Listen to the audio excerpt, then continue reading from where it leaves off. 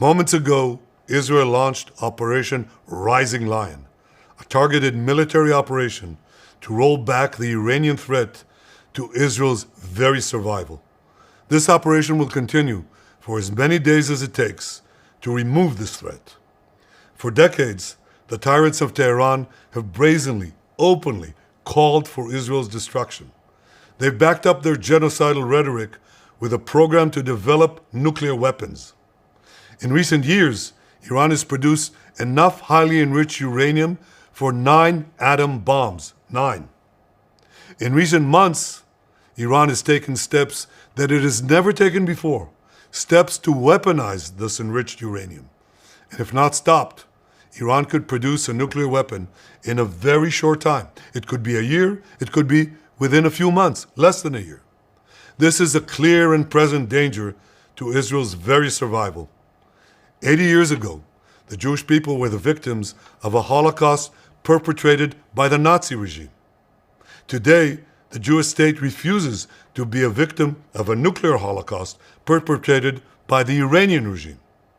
Now, as Prime Minister, I've made it clear time and again, Israel will never allow those who call for our annihilation to develop the means to achieve that goal.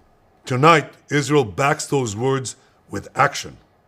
We struck at the heart of Iran's nuclear enrichment program. We struck at the heart of Iran's nuclear weaponization program.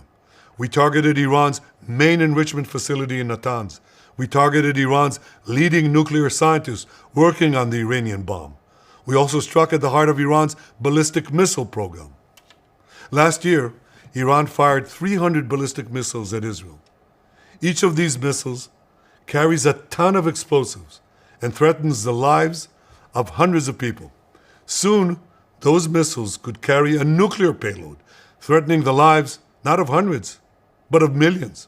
Iran is gearing up to produce 10,000 of those ballistic missiles within 3 years. Now just imagine 10,000 tons of TNT landing on a country the size of New Jersey. This is an intolerable threat. It too must be stopped. Iran is now working on what it calls the new plan to destroy Israel. You see, the old plan failed. Iran and its proxies tried to encircle Israel with a ring of fire and to attack us with the horrible attack of October 7th. But the people of Israel, the soldiers of Israel, rose like lions to defend our country. We crushed Hamas, we devastated Hezbollah, we hit Iranian proxies in Syria and Yemen. And when Iran directly attacked us twice last year, we struck back inside Iran itself. Yet in defending ourselves, we also defend others. We defend our Arab neighbors. They too have suffered from Iran's campaign of chaos and carnage. Our actions against Iran's proxy Hezbollah led to the establishment of a new government in Lebanon and the collapse of Assad's murderous regime in Syria. The peoples of those two countries now have a chance for a different future, a better future. So too do the brave people of Iran, and I have a message for them. Our fight is not with you. Our fight is with the brutal dictatorship that has oppressed you for 46 years. I believe that the day of your liberation is near. And when that happens, the great friendship between our two ancient peoples will flourish once again. I want to assure the civilized world, we will not let the world's most dangerous regime get the world's most dangerous weapons. And Iran plans to give those weapons, nuclear weapons, to its terrorist proxies. That would make the nightmare of nuclear terrorism all too real. The increasing range of Iran's ballistic missiles would bring that nuclear nightmare to the cities of Europe and eventually to America. Remember, Iran calls Israel the small Satan. It calls America the great Satan.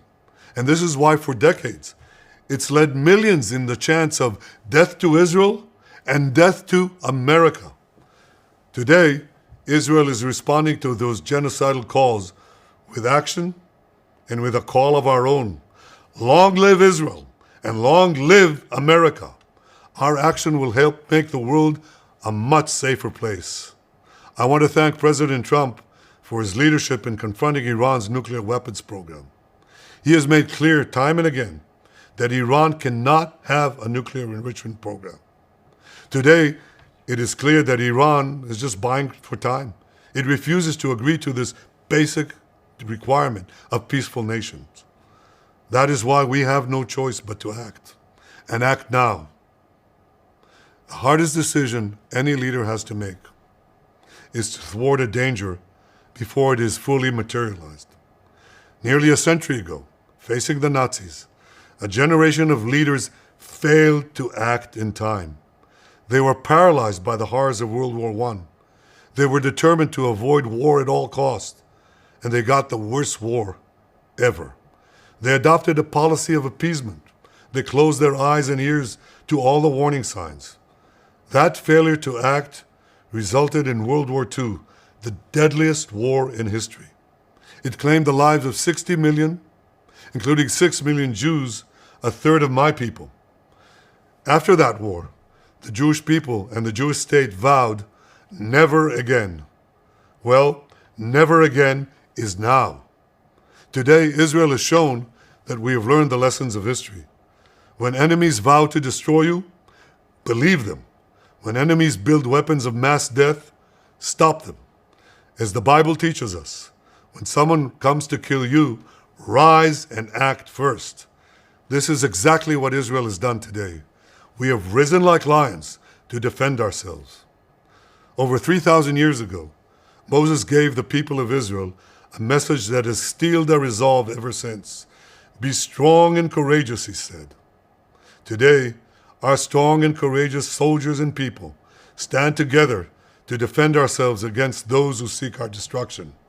And by defending ourselves, we defend many others, and we roll back a murderous tyranny. Generations from now, history will record that our generation stood its ground, acted in time, and secured our common future. May God bless Israel. May God bless the forces of civilization everywhere. Thank you.